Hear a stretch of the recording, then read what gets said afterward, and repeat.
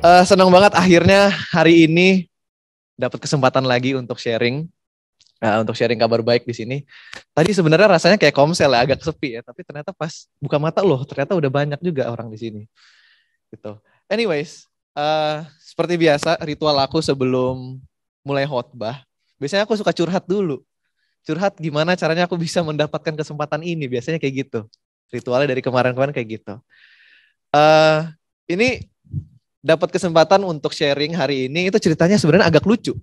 Soalnya sekitar 2 minggu lalu itu kan di sini di OCC itu kan announce bahwa topik untuk bulan ini, bulan September, itu adalah repentance atau pertobatan. Gitu. Dan somehow di titik itu juga ketika aku dengar announcement-nya, aku kayak muncul pemikiran gitu, muncul pemikiran atau mungkin bahasa Kristennya ya, kayak muncul panggilan, asik banget ya. Muncul panggilan untuk sharing di sini gitu. Tapi waktu itu aku cuma anggap ya udahlah mungkin kayak ya pemikiran sekilas aja lewat gitu. Tapi selama 2 minggu belakangan ini itu pemikirannya tuh panggilannya kayak nggak hilang-hilang sebenarnya. Oke. Dan di sabat lalu ya, kalau nggak salah sabat lalu itu ketika Om Purwa berkhotbah di sini, aku tiba-tiba dapat lagi tuh panggilan yang sama, kali ini kayak lebih keras manggilnya gitu. Yang tadinya kayak ngetok biasa doang pintunya, kali ini kayak lagi digedor-gedor gitu rasanya. Oke. Dan di saat itu juga aku rada gatel dan dapat dorongan untuk pengen sharing, pengen bilang ke OCC Crew bahwa aku mau dijadwalin untuk sharing di bulan ini untuk topik repentance ini. Dan lebih kerennya lagi di saat itu ketika Om Purwa lagi khotbah, itu kadang lagi bengong aja gitu, lagi bengong, tiba-tiba langsung dapat judul khotbah, berserah bukan menyerah. Wih, gila keren banget. Gitu. Dan ini real ya, ini kesaksian yang sangat real. Ini bukan dibuat-buat untuk menginspirasi teman-teman atau family yang ada di sini. Ini beneran kesaksian yang real dan nggak dibuat-buat sama sekali. Dan akhirnya setelah khotbah itu aku berniat tadinya mau ngomong ke kru gitu, ke Bang Richard, aku mau dijadwalin untuk khotbah di bulan ini gitu dengan topik ini. Tapi belum sempat bilang gitu, belum sempat bilang. Bukan karena lupa ya, tapi lebih mikir kayak, aduh, kayaknya nih ya udah pemikiran sekilas aja gitu. Sebenarnya nggak siap-siap juga untuk khotbah. Gitu. Belum ada persiapan sama sekali. Jadi ya udah aku ignore aja lah panggilan itu. Gitu. Sampai akhirnya hari Kamis 2 hari lalu mendadak nih habis ngajar di kelas gitu, lagi duduk lagi istirahat, tiba-tiba masuk WhatsApp dari Bang Richard. Sahabat ini pembicara kita, Ko Antoni lagi berhalangan nih, kira-kira bisa substitute nggak? Wah, gila. Di momen itu pertama kali aku ngebaca WhatsApp, shock merinding. Merinding.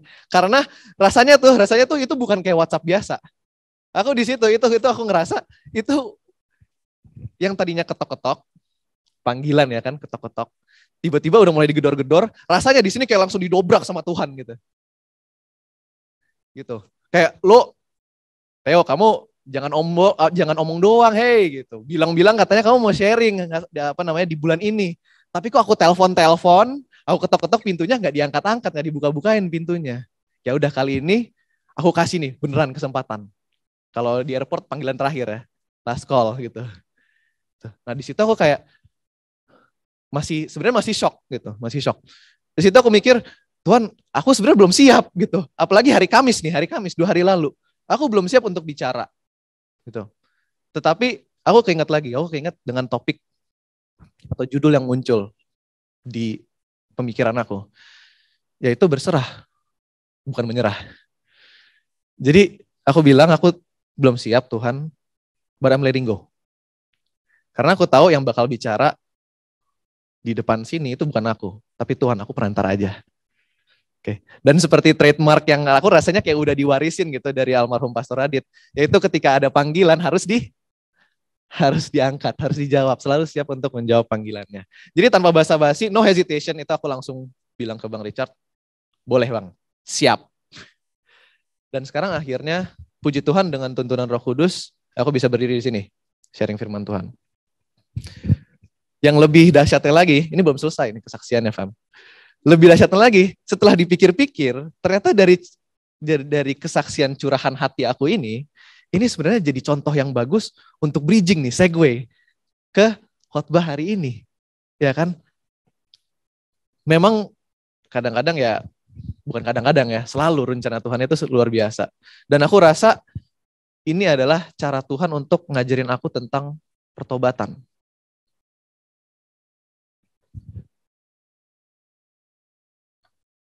Berapa kali kita punya pemikiran sih, family, untuk melakukan apa yang sebenarnya Tuhan inginkan untuk kita lakukan, tapi kita mikir, aduh Tuhan nanti deh, aduh Tuhan gak kuat.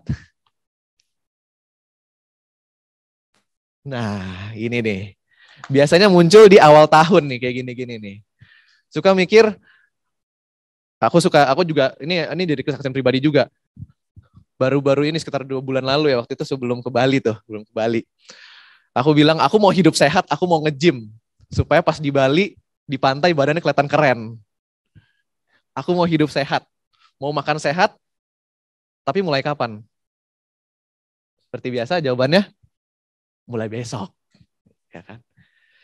Besoknya, ya kan udah mulai, waktu itu lagi agak naik, jadi pengen kardio dikit kan. Besoknya, aduh mendung, aduh mendung, hujan, kayaknya enak banget nih buat tidur aja hari Minggu kan, aduh santai aja deh.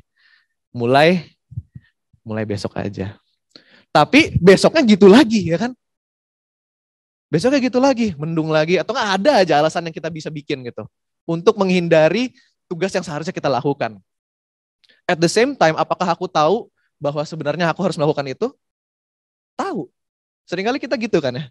Kita udah tahu mau melakukan apa, kita nggak bikin, tapi kita guilty juga.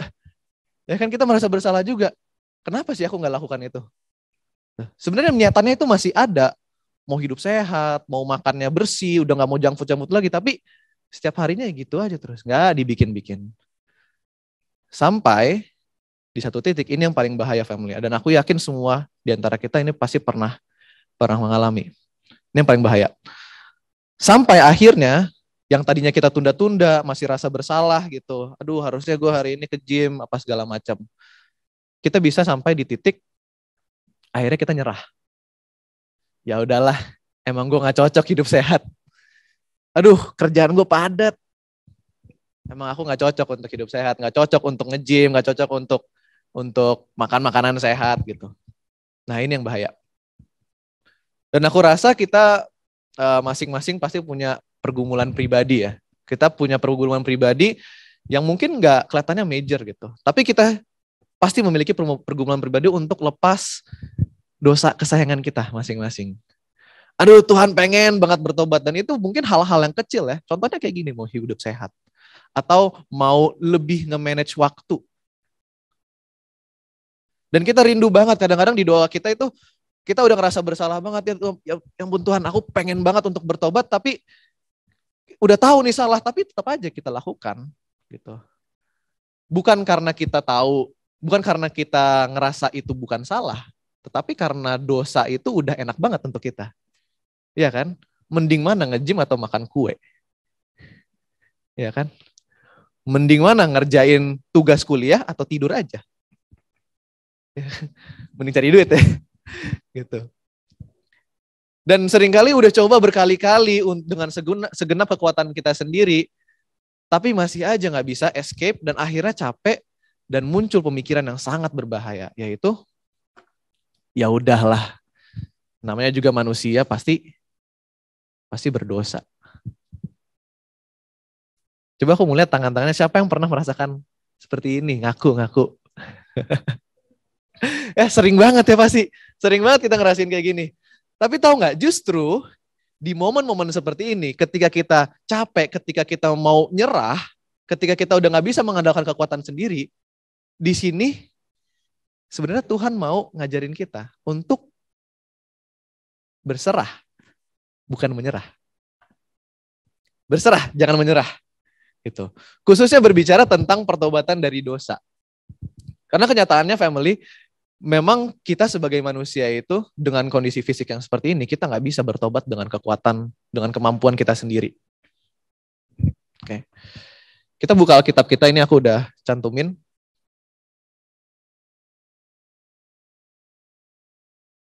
Sorry, ada yang kelewatan ayatnya, maaf. Eh, kita buka Alkitab kita di Galatia 5 ayat 16 ayat 17. Sorry, harusnya aku cantumin, tapi nggak apa-apa. Oke, Galatia 5 ayat 16 sampai 17. Rasul Paulus mengatakan, maksudku ialah hiduplah oleh roh, maka kamu tidak akan menuruti keinginan daging, yaitu keinginan kita. Sebab keinginan daging berlawanan dengan keinginan roh, dan keinginan roh berlawanan dengan keinginan daging. Dan dari keinginan roh ini, itulah yang akan membuat kita di bagian akhir ayatnya, sehingga kamu setiap kali tidak melakukan apa yang kamu kehendaki. Apa yang fisik kita, daging kita itu kehendaki. Di sini aku bukan mau bilang bahwa kita sebagai manusia yang terbuat dari daging ini adalah makhluk yang hina dan jahat, enggak gitu. Karena ingat, waktu Tuhan Yesus datang ke sini, Tuhan Yesus itu datang sebagai 100% manusia juga, 100% daging juga. Di sini yang aku maksud dengan daging adalah pemikiran atau keinginan. Percayalah family, ketika kita berserah dan hidup oleh roh bukan oleh daging, maka kita akan dibebaskan. Pertanyaannya, dibebaskan dari apa? Apakah dengan hidup oleh roh kita akan dibebaskan dari semua masalah? Dari semua godaan dosa? Justru enggak. Ketika kita berserah kepada roh, kita akan dibebaskan dari diri kita sendiri. Keinginan daging itu jahat banget, family. Percaya nggak? Oke. Bertentangan banget sama keinginan roh. Kita bisa lihat di ayat yang tadi. Bertentangan, keinginan daging kita, pemikiran kita itu sangat bertentangan dengan keinginan Tuhan. Jadi ketika Yesus mengajarkan doa Bapa kami, lepaskanlah kami dari yang jahat, deliver us from evil, artinya lepaskan aku dari aku. Bebaskan aku dari aku. Karena aku percaya bahwa Tuhan itu sebenarnya nggak pernah mencobai kita. Amin. Seringkali pencobaan itu datang bukan dari Tuhan yang iseng mau ngegodain kita, tetapi pencobaan itu datang dari diri kita sendiri. Kita bisa lihat di Yakobus 1 ayat 13 sampai 14. Apabila seorang dicobai, janganlah ia berkata apa? Pencobaan ini datang dari Allah, sebab Allah sebenarnya tidak dapat dicobai orang jahat, dan lebih penting lagi, ia sendiri tidak pernah mencobai siapapun. Tetapi tiap-tiap orang dicobai oleh keinginannya sendiri karena ia diseret dan dipikat olehnya. Lepaskanlah kami dari yang jahat, lepaskanlah aku dari aku. Ya, karena seringkali kita manusia suka sotoy, bener nggak? Ya kan, suka sotoy gitu. Udah tahu misalnya nih nggak bisa berenang, ya kan? Nggak bisa berenang. Siapa di sini nggak bisa berenang? Bercanda, nggak usah angkat tangan. Siapa di sini kita udah tahu nggak bisa berenang, tapi kita sok-sokan nyebur gitu. Sok-sokan nyebur dengan harapan nggak tenggelam di dalam lautan dosa. Gitu. Akhirnya apa? Ini aku diajarin nih dulu sama ayah seorang diver, dan dulu ini ada di kelas Pathfinder sama Pramuka juga. Yaitu ketika orang nggak bisa berenang, nyebur gitu kan, oh panik pasti kan, oh pasti gini-gini gerakannya. Kakinya kemana-mana, nendang sini sana, tangannya kemana-mana gitu. Dan di posisi yang panik dan mau tenggelam ini, itu dia akan mencoba sekuat tenaga untuk nggak tenggelam, padahal tetap nggak merubah fakta bahwa dia tidak bisa berenang. Gitu. Dan bahayanya ketika orang ini panik, gerasak gerusuk gitu, tangannya kemana-mana, kakinya kemana-mana, itu pasti susah banget dibantuin. Oke. Karena apa? Karena walaupun nanti misalkan dia lagi berenang di sini, lagi berenang gitu, lagi panik gitu. Mau dipegang dari belakang ya kan, mau diseret ya kan, nggak bisa sama orangnya. Kenapa? Karena yang nyeret bakal apa? Ikutan tenggelam. Kalau yang nyeret peluk dari belakang, dia panik masih ngebrontak, dua-duanya tenggelam. Oke, jadi walaupun udah dipegangin, udah dibantuin, tetap sebenarnya kita nggak bisa. Gitu. Kita hanya bisa dibantuin ketika kita let go and surrender. Kita harus let go, kita udah 100% percaya aja sama yang mau ngebantu kita, pasti udah aman deh. Ditarik berenang, kita tinggal santai. Ya. Kalau nggak percaya silahkan coba sendiri gitu. Dan aku percaya Tuhan itu kayak gitu, family. Bahkan ketika kita udah nyebur, lompat, sotoy gitu, nyebur ke lautan dosa, Tuhan tuh ada di belakang kita, sebenarnya udah siap megangin. Oke, aku tangkepin gitu. Cuma seringkali kita lupa, kita sotoy, ngotot pakai kekuatan sendiri. Ngotot pakai kekuatan sendiri, maksa banget mau berenang, yang bahkan di lautannya bukan lautan biasa, lautan yang penuh badai, dan kita lupa untuk berserah kepada Tuhan yang bisa berenang. Oh enggak cuma bisa berenang, bisa berdiri di atas lautan. Amin. Lebih keren lagi, bisa menenangkan badai.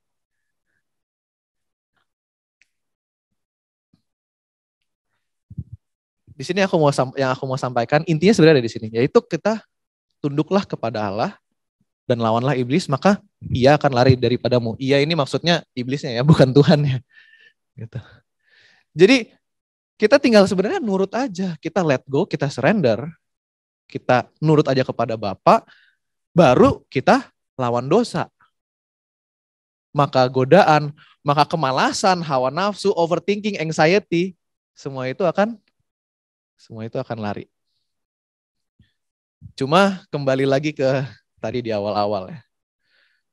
Apakah ketika kita sudah berserah kepada Tuhan, apakah itu akan menjamin bahwa kita akan memiliki hidup yang 100% bebas dari dosa? Let's be real aja, kita realistis aja. Pasti akan ada momen, walaupun kita sudah berserah, kita udah mulai rutin nge-gym gitu ya, mulai rutin, akan ada momen di mana kita akan jatuh lagi ke dalam dosa. Ya, kita akan jatuh lagi ke dalam dosa. Terus pertanyaannya, what happens? Gimana kalau kita jatuh lagi? Ya, what if I fall again? Tapi Tuhan kita itu sebenarnya luar biasa. Amin. Karena Tuhan itu memiliki hukum yang unik sebenarnya. Berbicara mengenai dosa dan pertobatan nih. Tuhan itu memiliki hukum yang sangat unik, which is hukum kasih. Kasih dan pengampunan. Artinya, ini yang keren banget nih, ini merinding nih. Tuhan itu nggak peduli kamu itu jatuh berapa kali. God does not care how many times you fall. He cares about how you get back up. Okay? It's not about how you fall, it's about how you get back up. Dia hanya peduli apakah kamu akan bangkit kembali atau tidak. Tidak peduli dia akan kita mau jatuh ke dalam dosa berapa kali. Tetapi pada akhirnya apakah kita akan kembali kepada dia. Dan ini bukan omong kosong saudara. Ini udah terbukti di Alkitab. Yesus sudah mencontohkan. Ingat cerita ya tentang ketika Yesus di kayu salib. Kiri kanannya ada penjahat ya. Ini pasti cerita udah semuanya udah hatam loh, udah kenal semua. Terus seorang penjahat di sebelahnya Yesus sotoy gitu kan, nyuruh Yesus, kan kamu sakti Yesus, coba dong turunin kita. Kira-kira kayak gitulah peristiwanya. Dan perlu di take note bahwa Yesus ini kan disalib karena dia dianggap sebagai orang jahat.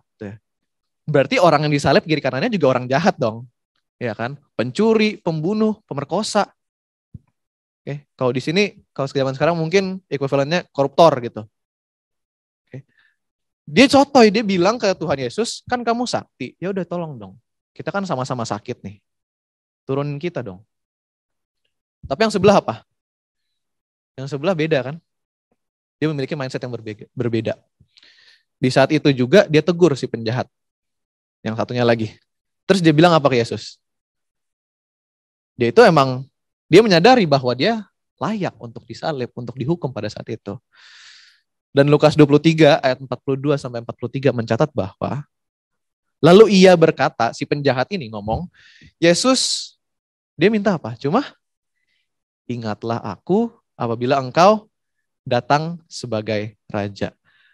Kerennya, Yesus langsung bilang, bro, aku berkata kepadamu, sesungguhnya hari ini juga engkau akan bersama-sama dengan aku di dalam Firdaus. Di sini si penjahat yang ngomong ini, di ayat ini, dia nggak sotoy. Dia nggak mengandalkan kekuatannya sendiri, dia nggak mengandalkan pemikirannya sendiri, dan dia menyadari bahwa dia emang orang yang bersalah, dia emang orang yang berdosa. Dan terlebih, yang paling penting, di sini dia menyesal akan perbuatannya, sehingga dia nggak request macam-macam sama Yesus. Dia kayaknya rasanya udah kayak nggak berani gitu. Dia cuma bilang, di saat ini, dia cuma bilang, ingat aku. Cuma ingat aku. Di posisi ini, si penjahat itu udah 100% pasrah. 100% let go. 100% surrender. Hanya request apa? Yesus tolong ingat aku. Dan di saat itu juga, instant, Yesus langsung terima penyerahan dirinya. Dan si penjahat ini dapat tiket eksklusif ke surga. VIP bro. Di saat itu juga langsung masuk. Nggak pakai ngantri. Oh berarti dosa aja ya kan? Kita berdosa aja. Ntar tunggu di akhir pas udah di ujung hidup kita baru kita bertobat. Ya kan ujung-ujungnya selamat juga. Apakah seperti itu pemikiran kita? Kadang-kadang iya. Karena bikin iri gak sih ngeliat kayak gini? Aduh aku setiap hari ke gereja. Hari ini aku khotbah. Penjahat yang seumur hidupnya jahat, tiba-tiba masuk surga. I don't think it's fair. Tuh. Tapi nggak gitu juga ya pemikirannya ya. Karena Tuhan tahu isi hati kita, tahu kapan kita beneran bertobat, kapan kita tobat-tobatan. Yang aku mau sampaikan di sini sebenarnya poinnya adalah pertobatan itu family, itu bukanlah sesuatu yang kita lakukan sekali saja. Aku waktu itu SMP ya mah dibaptis ya. Iya. SMP dibaptis. Berarti di momen itu aku dibaptis aku langsung bertobat. Wah, hidupnya langsung suci. Nggak pernah berdosa. Apakah seperti itu? Enggak ya? Enggak. Pertobatan bukanlah sesuatu yang akan dilakukan sekali gitu aja, habis itu kita langsung hidup suci. Enggak kayak gitu. Pertobatan adalah sebuah kegiatan yang aktif. Oke. Di mana kita memiliki koneksi dengan Roh Kudus lewat penyerahan kita. Agar apa? Agar nggak nyimpang dari yang Tuhan inginkan. Jadi walaupun akan ada momen di mana kita sempat jatuh ke dalam dosa, tetapi melalui penyerahan kita akan bangkit kembali. Itulah kenapa dosa yang tidak bisa diampuni adalah apa? Menyangkal Roh Kudus. Bukan karena emang nggak bisa diampunin, enggak. Tuhan itu Maha Pengampun, family. Tetapi ketika kita tidak memiliki Roh Kudus, kita tidak memiliki koneksi dengan Roh Tuhan, kita nggak mungkin akan mau bertobat. Karena apa? Karena keinginan daging kita memang pada dasarnya pengen berdosa. Tapi kembali lagi, apakah bertobat itu berarti hanya sekedar tidak melakukan dosa? Oke, apakah bertobat itu ya udah kegiatan yang pasif aja, yang penting aku nggak berbuat dosa? Oke, sekali lagi aku mau remind nih, ini juga reminder buat aku juga, bahwa pertobatan kita itu hanya bisa berhasil melalui penyerahan diri kepada Tuhan, kepada Roh Kudus. Yang berarti ketika kita dikuasai oleh Roh Tuhan, kita itu akan menjadi seperti Tuhan. Kita akan menjadi seperti Dia, kita akan memiliki sifat-sifat yang Dia miliki. Dan apa itu sifat Tuhan? Inti dari sifat Tuhan dicatat di 1 Yohanes 4 ayat 8. Barang siapa tidak mengasihi, ia tidak mengenal Allah. Sebab Allah adalah kasih. Sisanya ya kita bisa lihat buah roh ya. Di Galatia 5 ayat 22 aku yakin semuanya udah hafal tuh. Intinya adalah pertobatan melalui penyerahan kita itu akan mencerminkan Allah di dalam hidup kita. Dan Allah adalah kasih. Yang berarti pertobatan akan menghasilkan kita menjadi penuh dengan kasih. Baik itu kepada diri kita sendiri maupun ke orang-orang di sekitar kita. Termasuk, ini yang paling penting, orang yang kita nggak suka. Harus kita kasihi juga. Orang yang ada salah sama kita, harus kita ampuni juga. Di sini aku cantumin ayat yang sangat powerful. Ini baru dapat tadi subuh ya. Ngobrol sama ayah. Matius 5 ayat 44 sampai 48. Ini mungkin family bisa baca lengkapnya. Di sini Yesus ingin mengajarkan kita bahwa pertobatan untuk mendapatkan 100% pertobatan atau bahasanya pertobatan sejati, true repentance, itu bukan cuma kasih. Karena kalau kita baca di Matius 5 ayat 44 intinya, kasihilah musuhmu dan berdoalah bagi mereka yang menganiaya kamu. Karena dengan demikian kamu menjadi anak-anak Bapamu yang di surga yang menerbitkan matahari. Di ayat 46, apabila kamu mengasihi orang yang mengasihi kamu, apakah upahmu? Bukankah pemungut cukai juga berbuat demikian? Dan apabila kamu hanya memberi salam kepada saudara-saudaramu saja, apakah lebihnya daripada perbuatan orang lain? Bukankah orang yang tidak mengenal Allah pun berbuat demikian? Jadi key difference dari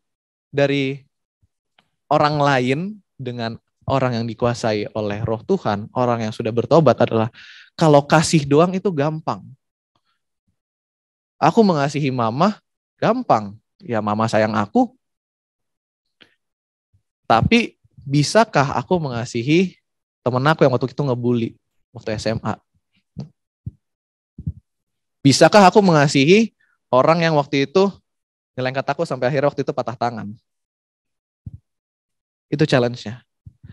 Untuk mencapai pertobatan sejati, untuk mencapai true repentance, itu 50-50. 50% kasih, 50% pengampunan, forgiveness. Jadi, what I'm trying to say is, pertobatan sejati atau true repentance itu bukan hanya ketika kita bertobat kepada Tuhan, oh kita mohon ampun, ya Tuhan aku udah salah, hari ini aku udah berdosa. Bukan hanya itu. True repentance juga, untuk mendapatkan true repentance, kita itu harus menerima pertobatan orang lain kepada kita. 50% love, 50% forgiveness. Bagaimana cara kita menerima pertobatan orang lain? Bagaimana cara kita forgive? Bagaimana cara kita mengampuni? Simple sebenarnya. Ketika kita mengasihi orang-orang yang gak suka sama kita, yang banyak salah sama kita, itu udah bentuk pengampunan. Tapi ingat family, bahwa ini tidak bisa kita reach kalau kita tidak berserah dan dikuasai oleh Roh Tuhan. Karena ini semua, ini adalah sifat dari Tuhan. Jadi ketika kita mengampuni orang yang bersalah kepada kita dan kita mengasihi mereka, disitulah pertobatan kita, repentance kita menjadi sempurna. Sama seperti apa di ayat 48? Sama seperti Bapa di surga. Oke. Khotbah aku hari ini singkat banget. Sebenarnya poin repentance atau pertobatan itu intinya itu doang. Ketika kita berserah kepada Tuhan, ketika kita minta roh kepada Tuhan, di situ akan secara otomatis pertobatan itu terjadi. Apakah kita akan jatuh lagi? Ya, pasti akan jatuh lagi. Tapi di situ challenge-nya, di situ yang Tuhan mau ajarkan justru, kamu itu nggak bisa mengandalkan kekuatan diri kamu sendiri. Kamu itu harus selalu berserah sama aku. Selalu mengandalkan kekuatan aku. Poinnya di situ doang. Jadi kesimpulan untuk khotbah ini, family, adalah aku hari ini hanya mau ngajak family untuk menyadari bahwa pertobatan itu bukan sesuatu yang kita bisa lakukan dengan kekuatan kita sendiri. Oke. Dan kalau family sekarang sedang bergumul karena udah capek dan effort semua family di sini rasanya percuma, intinya ingat, jangan menyerah, tapi harus berserah. Percayalah bahwa dengan kita berserah kepada Tuhan, di dalam lautan itu dia yang akan memeluk kita. Dia akan pegangin dari belakang. Dia yang akan menghentikan badai. Dia yang akan menopang kita. Gak peduli juga walaupun nanti tiba-tiba aku lagi lari terus tiba kesandung jatuh lagi ke dalam dosa. Ingat Tuhan itu ketika kita lari, Tuhan itu udah siap-siap dari belakang. Ingat Tuhan itu udah siap untuk ngegendong kita. Yang kita perlu lakukan hanya apa? Hanya berserah aja. Jangan panik ketika kita mau lagi tenggelam di dalam lautan dosa.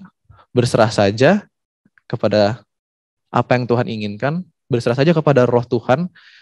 Dan kiranya sifat Allah akan tercermin dari diri kita melalui kasih dan pengampunan yang kita berikan juga kepada orang lain. Amin. Udah itu aja khotbah kita untuk sahabat hari ini. Oke, memang sangat simpel, tetapi aku rasa ini sangat powerful. Oke, karena ingat Yesus juga pernah mengatakan bahwa semua ajaran Alkitab itu bisa dirangkum dengan 2 kata, yaitu kasih dan pengampunan. Dan kita nggak bisa mendapatkan kasih dan pengampunan ketika kita mengandalkan kekuatan kita sendiri. Kita harus berserah kepada Roh Tuhan. Aku mau ajak family untuk berdoa. Ya Tuhan, Allah Bapa kami yang bertahta dalam kerajaan surga, kami hari ini senang banget bisa mendapatkan ilham, bisa mendengar suara Tuhan, bisa ngerti apa sih yang Tuhan inginkan dari kita. Seringkali kita suka sok tahu, seringkali kita sebagai manusia memang suka mengandalkan kekuatan kita sendiri tanpa menyadari bahwa kami manusia itu nggak bisa berenang. Hari ini Bapak, kami ingin menyerahkan diri kami. Kami ingin berserah kepada Roh Tuhan. Kiranya apa yang kami lakukan, apa yang kami pikirkan, itu semua seturut dengan kehendak Tuhan. Kiranya Tuhan yang akan take control kehidupan kita. Kiranya Tuhan yang akan membantu kami semua untuk bertobat, untuk berserah kepada Tuhan. Dan dengan itu kami semua bisa mencerminkan sifat Tuhan di dalam kehidupan kami masing-masing. Kiranya dengan penyerahan kami ke Tuhan, kami bisa mengasihi orang-orang sekitar kami. Dan kami juga bisa mengampuni orang-orang yang mau bertobat kepada kami. Kami tahu kami sangat lemah ya Tuhan, untuk itu kami sekali lagi 100% berserah, we surrender. Kami let go, biarkan Tuhan yang take control kehidupan kami. Kami serahkan sepenuhnya kehidupan kami ke dalam tangan-Mu ya Tuhan. Kami juga ingin berdoa untuk teman-teman kami yang belum sempat hadir di tempat ini, teman-teman kami yang hadir secara online, teman-teman kami yang sedang berhalangan, khususnya mau mendoakan Cimendi, Korey, bersama dengan IJ dan Madeline, satu keluarga ya Tuhan. Kau berkati, Kau jamah mereka dengan kesembuhan. Kami rindu Bapak untuk berkumpul kembali di tempat ini. Kiranya dengan kuasa-Mu, Engkau akan menyembuhkan mereka, Engkau akan menghibur mereka, sampai akhirnya kita bisa berkumpul kembali di sini. Sekali lagi 100% kehidupan kami ingin serahkan kepada-Mu ya Tuhan. Ampunilah dosa kami sama seperti Engkau telah mengajarkan kami untuk mengampuni orang yang bersalah kepada kami. Di dalam nama Tuhan Yesus, semua orang yang keren dan anak-anak Tuhan katakan, amin.